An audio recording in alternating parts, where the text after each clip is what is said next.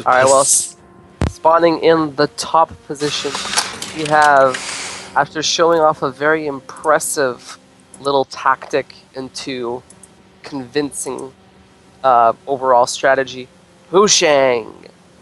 And in the bottom, we have, tell us who we have. We have from Team Ascension Pro, the Red Protoss Creature. Am I still buzzing?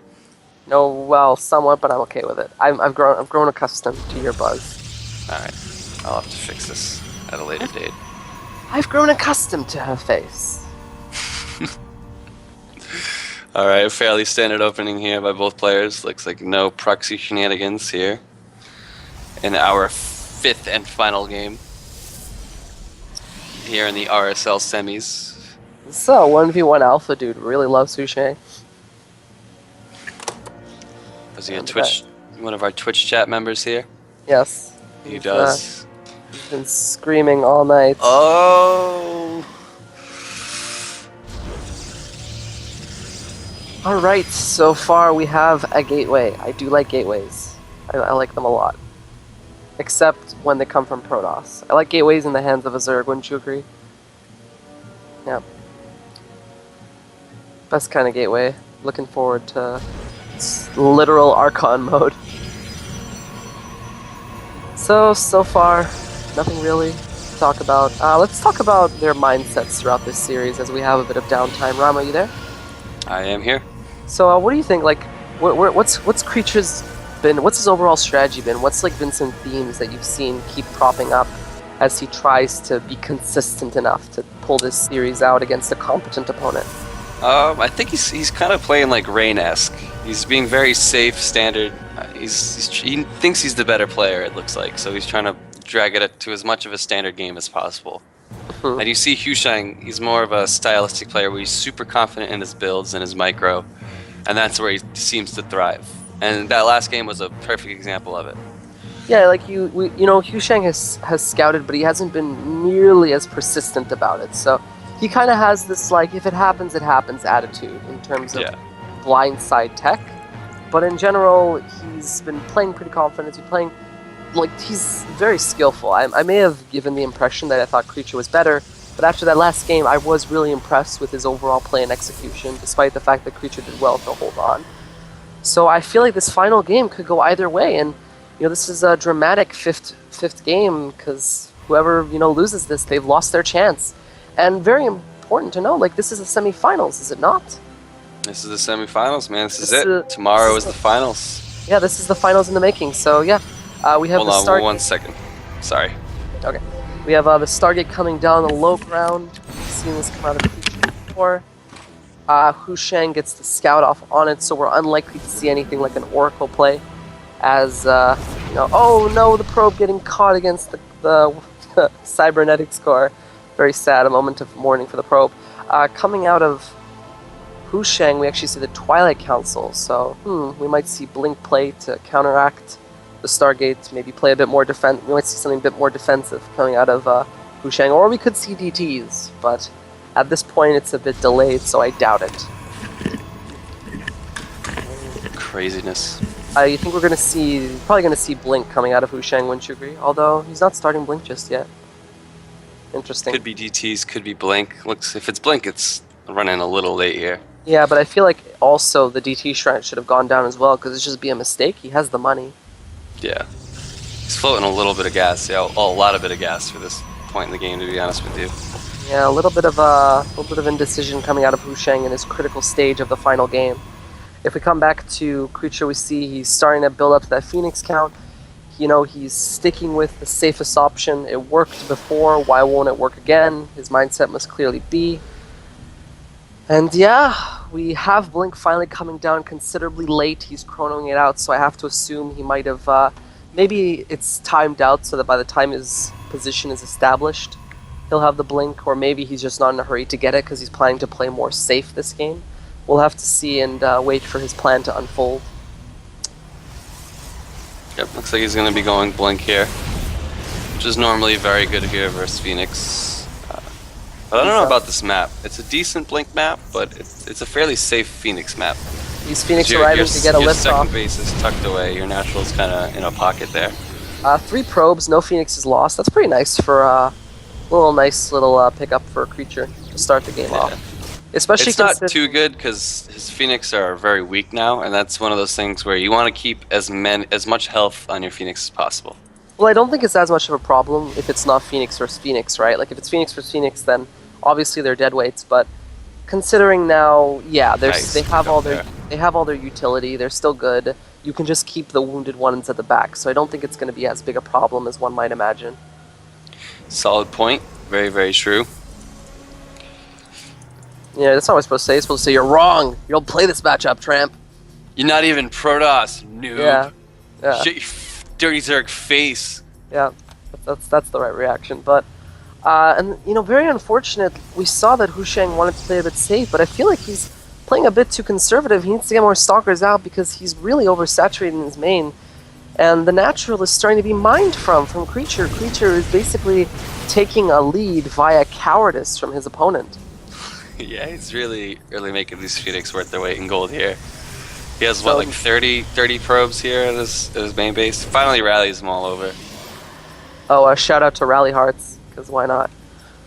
That's the thing we're supposed to do in Rival, I hear. What, Rally Hearts is afoot? Hello, Rally. Yep. Looks like the Phoenixes are being poked at. No more life damage for that critically wounded Phoenix. These Phoenixes are just circling around in shark-esque manner, waiting for a chance to nibble on another probe here and there. Yep, it's good to be a Phoenix pilot. You probably feel like good to be a Phoenix. You probably feel like the biggest ass. Oh, losing a Phoenix, that's very unfortunate. You don't really want to.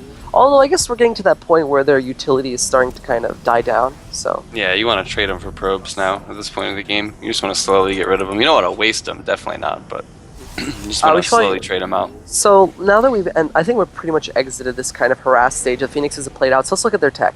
So we're seeing no third Nexus coming down for Creature just yet. He is going up to Colossi. He's getting some safety immortals for the moment. He'll be getting his Forge upgrades, Double Forge. Oh no, not Double Forge, he's getting a Twilight Council, never mind. Phoenix, Scouting Phoenix is going to see all this in a moment. He's going to confirm the tech of his opponent. And if we look at HuShang, what do we see? What's HuShang going for? HuShang is currently going for, looks like he's going for the Charge Lot Immortal composition he was going for in the first game. He's getting his charge, he's getting his +2. He's getting a ridiculous amount of gateways, so it looks like he's going to be doing a timing here off 2 bases. He's keeping his High Templar alive so he can feed back these Phoenix when they get too close, so he can get rid of that pesky annoyance for once and for all here. Now it looks like he's going to be taking a 3rd base. I forget you can feed back Phoenixes, that's a thing. You can. It's almost like when my queens waltz up and they're all like, alright, we're going to transfuse the hell out of these Ultralisks. And then, oh, nice, Speak of the Devil, nice little feedback's going down on these Phoenixes. I think one just outright dies. That Phoenix probably exploded. He's like, I'm such a badass, I have so much power. I love that feeling, just feedbacking something and it explodes. Yeah.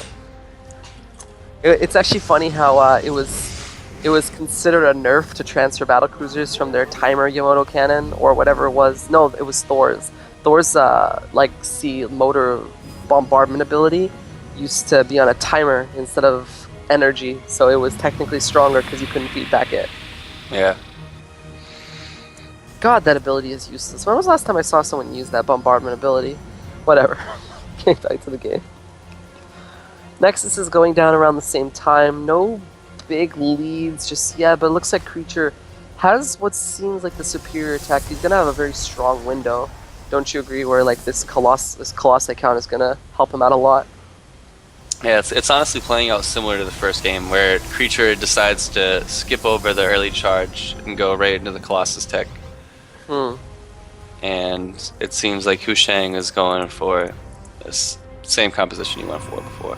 Which I don't really agree with. You need to be more active with this composition, which it looks like he's doing now. He's coming down to see if he can snipe this 3rd base. That is a key thing. This is an aggressive composition. It's not going to win versus 5 Colossi. Yeah, definitely not. You want to make Creature move around. You want to make him take wide open engagements. You don't want him just to have him scout you and then prepare for an attack. similar to what's happening. I don't even think Vipers are effective versus 5 Colossi. We can't yoink enough! Yeah, you gotta do a lot of yoinking to get rid of these guys. Or even worse, once you've yoinked all the Colossi, all that's happened is now his army is over here. Shooting at you still. That's the only difference, you just moved it closer to you.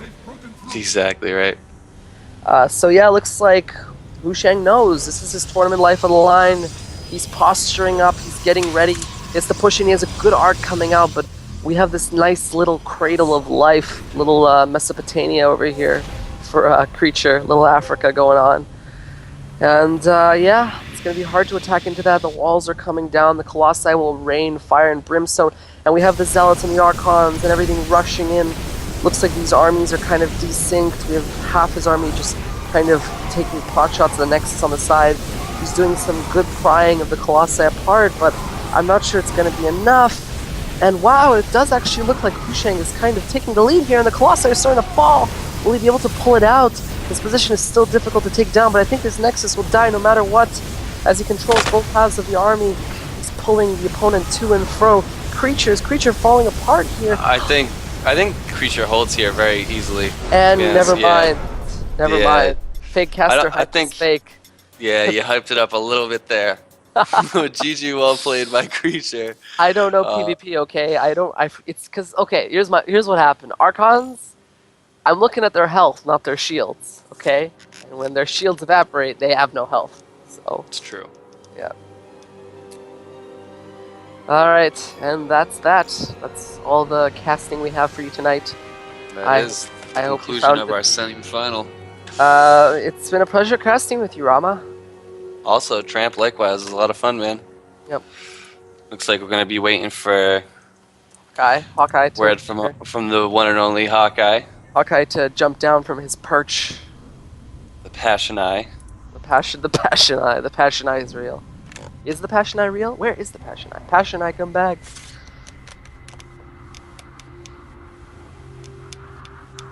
But let's talk a bit about the results for tonight. So, we had Semper go up against Revolution. I think we were both pretty confident that Semper would kind of take it home. And it seems Semper did. He put on a very strong display with a very powerful comeback at one point. He showed that he was a very competent, dangerous Terran to go up against. And thoughts on that matchup? Anything else you want to say about it before we... Yeah, honestly, same thing you were saying. Semper dominated that matchup, to be honest with you. The first game was very, very close, but I think the momentum just shifted right when he was able to mount that awesome comeback. And Revolution, you know, you could tell he was just a little wavered after that game. He felt like he threw it, which might be true to an extent, but Semper really showed how strong his mechanics were. And that's a scary thing, you know, when you feel like you have your opponent beat and he just crawls his way back. The whole entire time you're thinking like, oh, he can't make it back. Like, I'm still way far ahead. He can't be doing this. We've all been there on ladder, you know, where you feel like you have it in the bag and they end up coming back, and it's the worst feeling ever. Yeah. And so, I can imagine it gets worse in a series. Just to interject quickly, we do have the player interview coming up, so let's just quickly wrap up and talk about... Oh, never mind. Players here. That's actually, you know, we can talk about the Revolution versus not Revolution, HuShang versus Creature matchup right now with Creature in the channel as he chimes in any second now. Any second. Creature, we miss you. Creature, come back. I remember when I first saw your eyes. They were colossal eyes. They shot lasers. Creature. Sure. Damn it.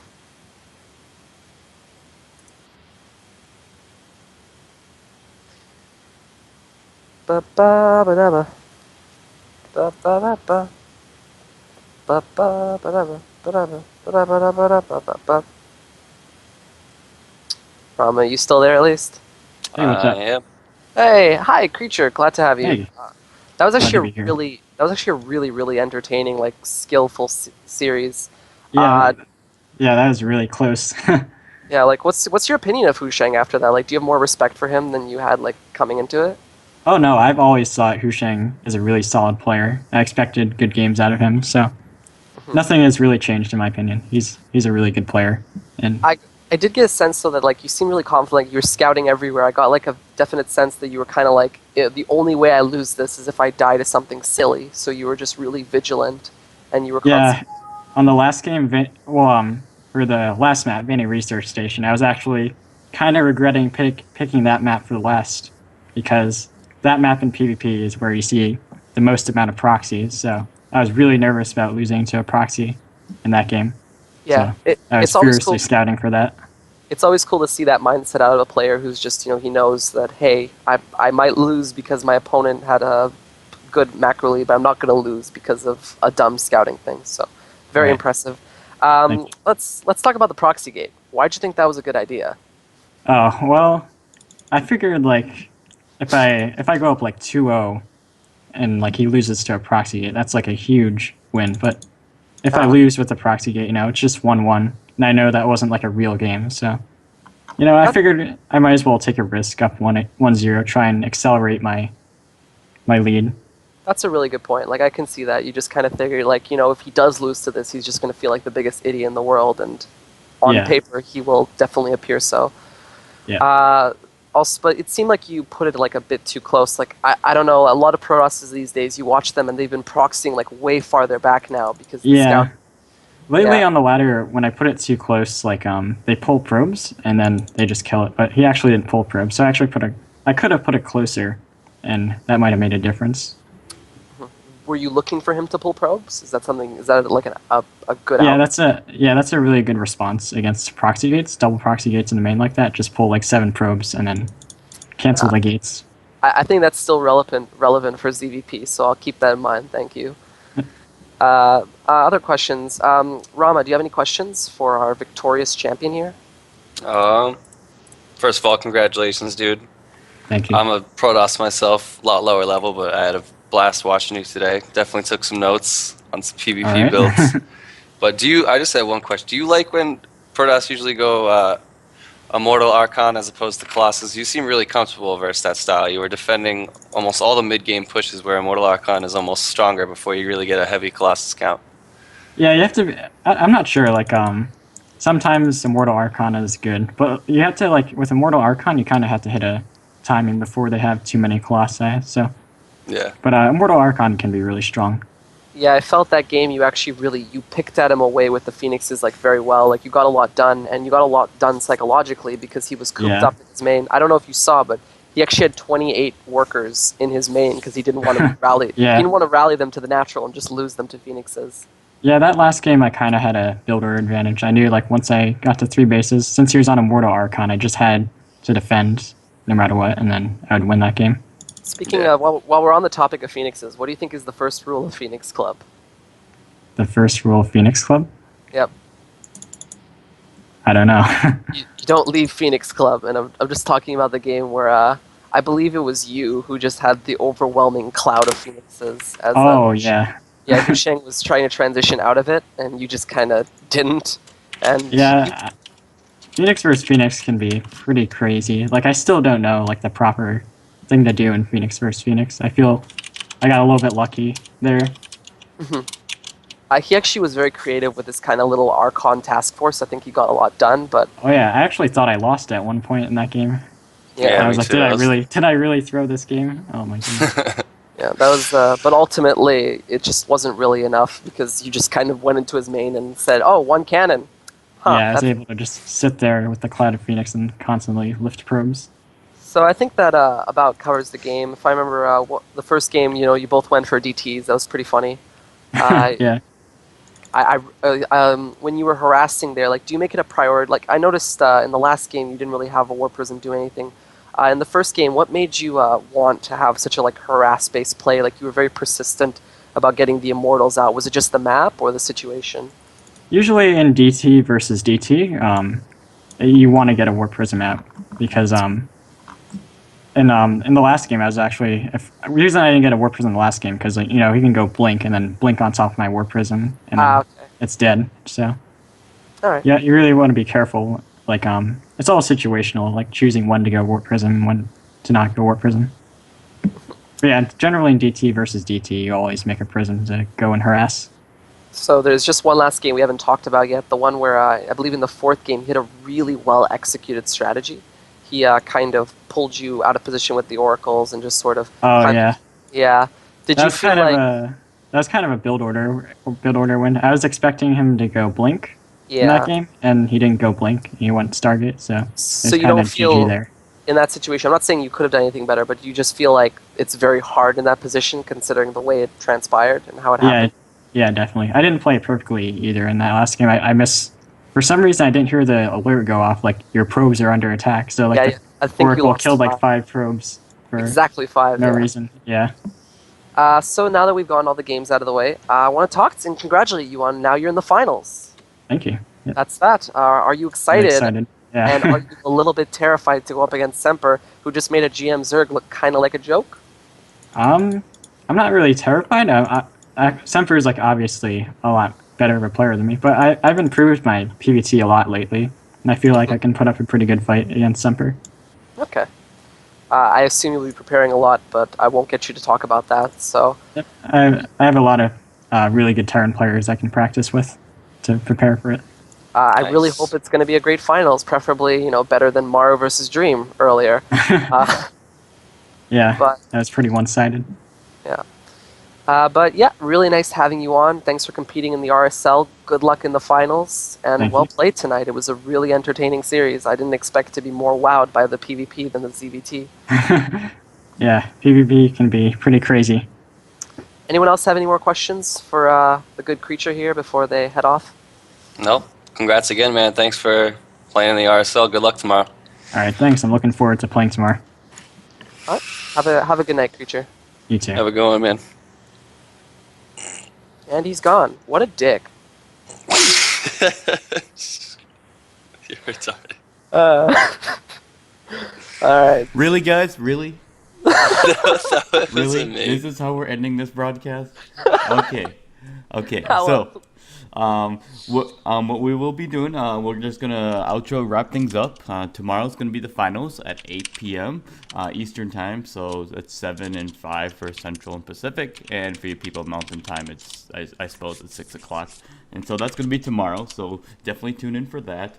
And we're gonna be hosting a Fear Dragon stream right after this. So stay around to be able to check out his series that he's doing for North America players breaking out. I believe today is a player from Complexity. His name's Moose Gills, I think it is, if I recall correctly. So stay tuned for that. Any last shoutouts before we go? Yeah, more plugs. Sean, any plugs? Nope. Plug?